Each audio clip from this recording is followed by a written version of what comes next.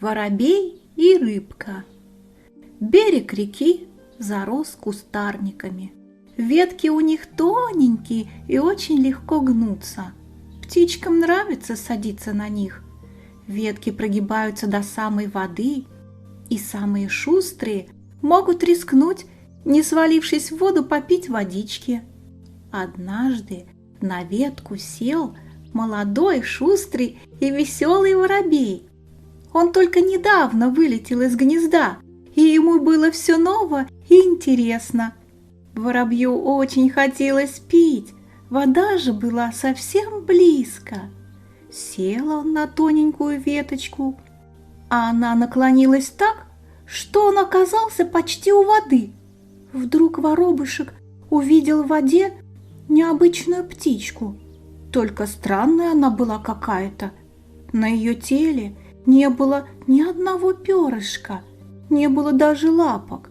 Она плавала в воде с помощью двух перышек. Только это были не перышки, а плавники. Как можно было догадаться, это была рыбка. Только воробушек об этом не знал. Судьба птички, которая оказалась каким-то образом в воде, его очень взволновала. «Чиви-чиви-чвик!» – чирикнул воробей. «Как ты туда попала?» «Я здесь живу», – ответила рыбка. «Чиви-чиви-чвик! Что с тобой сделали, раз ты уже разум потеряла?» – взволнованно прочирикал воробей. «Ты странный. Я приплыла сюда, чтобы поклевать зеленой травки у берега», – проговорила рыбка. «Ах, бедная, ты хочешь кушать? Я могу наковырять тебе червячков. Ты любишь червячков?» – спросил воробей. «Я их обожаю. Где ты их возьмешь? Это такой редкий деликатес. Правда, я их никогда не пробовала», – поспешила признаться рыбка. «Чиви-чиви-чвик! Я сейчас! Я мигом! Только ты далеко не уплывай!» – весело прочирикал воробей. Он полетел в сторону села, а вернее на огороды, где вечно кто-то копался. Там нашел он не одного, а целых 2 червячка. А рыбка дождалась воробушка, уж очень он был забавным. Воробей, прилетев, тут же бросил свою добычу прямо перед носом у рыбки. Рыбка с удовольствием проглотила гостинец. Воробей подумал: а если я буду хорошо кормить эту птичку, то у нее, возможно, вырастут лапки и крылышки, и она сможет взлететь. Он весело прочирикал: «Чиви-чиви-чвик! Я буду приносить тебе еду. Ты далеко не уплывай, хорошо?» Если бы рыбка могла улыбнуться, она это сделала бы пренепременно.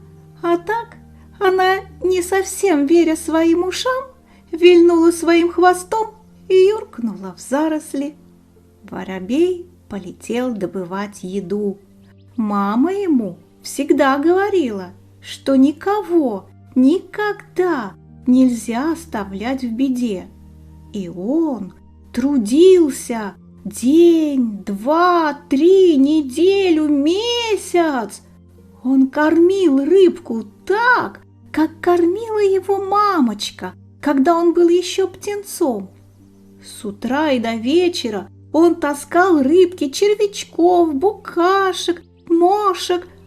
Однажды, когда в очередной раз он подлетел к реке с червячком в клюве, он увидел сидящего на ветке старого воробья. Воробьишка объяснил старому воробью, что делает он это из чувства благородства, чтобы спасти другого воробья, который упал в воду.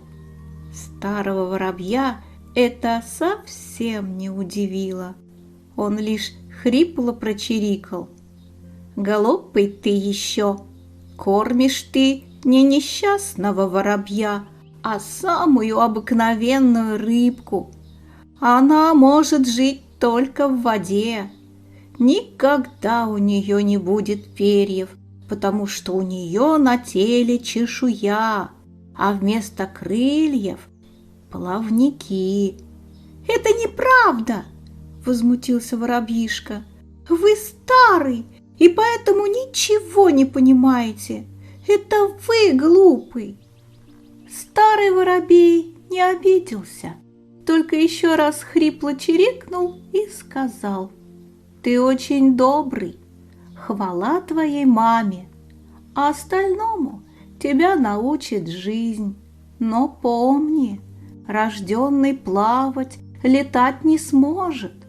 Прощай, благородный юноша». Старый воробей вспорхнул и улетел, а воробьишка продолжил трудиться. Рыбка за месяц стала большой. Она совсем перестала плавать по реке, а держалась поближе к берегу, чтобы побыстрее подплыть, когда воробьишка принесет еду. Однажды, прилетев ранним утром с жучком в клюве, воробей заметил человека, который сидел на берегу и закидывал какую-то веревочку в воду. Иногда он вытаскивал ее из воды, и воробей видел на его конце червячка. «Он тоже благородный», – подумал воробей про человека. Пришел покормить воробьев, упавших в воду. Вдруг человек резко дернул за веревочку, и она резко вылетела из воды. На конце веревки болтался откормленный воробьишком воробей, то есть рыба. Она взлетела высоко над водой. «Ура!» – зачирикал воробьишка. «Мой воробей взлетел!» Но тут же услышал: «Вот это рыбина! Таких больших карасей я отродясь не видывал в нашей речке. Этот какой-то особенный. Хорошая уха получится». Воробей зачирикал от негодования. Он был зол, только не мог понять, на кого: на себя, рыбака или на рыбку. От злости он готов был откусить свою лапу, но было уже поздно. Случилось то, что случилось. Человек недолго просидел на берегу. Не поймав больше ни одной рыбы, он собрался и ушел. А воробей остался сидеть на ветке. В этот день он больше не чирикал, не летал и ни о чем не думал. Или не хотел, или не мог, или и то, и другое. История с утонувшим воробьем этим летом закончилась. Наступило следующее лето. Воробьишка повзрослел. Прилетел он как-то к реке, сел на ветку того же кустика, посмотрел в воду, а там плавала точь-в-точь такая же рыбка, что была в прошлом году. Он спросил у рыбки: «Ты рыбка?» «Что за глупый вопрос?» – ответила рыбка. «Конечно, рыбка, только ты меня не выдавай. Скоро сюда прилетит один чудак, тогда мне придется стать воробьем». Не успела рыбка договорить, как тут же появился тот чудак, о котором говорила рыбка. Это был молодой воробьишка. Он сбросил рыбке прямо перед ее носом пару червячков и, довольный собой, уселся рядом с нашим воробьем. «Этот малец пошустрее меня», – подумал воробей, а вслух сказал: «Глупый ты еще малец, кормишь ты не несчастного воробья, а самую обыкновенную рыбку. Она может жить только в воде. Никогда у нее не будет перьев, потому что у нее на теле чешуя, а вместо крыльев плавники». «Это неправда!» – возмутился воробьишка. «Вы старый и поэтому ничего не понимаете. Это вы глупый». Наш воробей не обиделся, только чирикнул весело и сказал: «Ты очень добрый, хвала твоей маме, а остальному тебя научит жизнь. Но помни, рожденный плавать, летать не сможет. Прощай, благородный юноша». Наш воробей вспорхнул и улетел, а воробьишка продолжал трудиться. История повторилась один в один.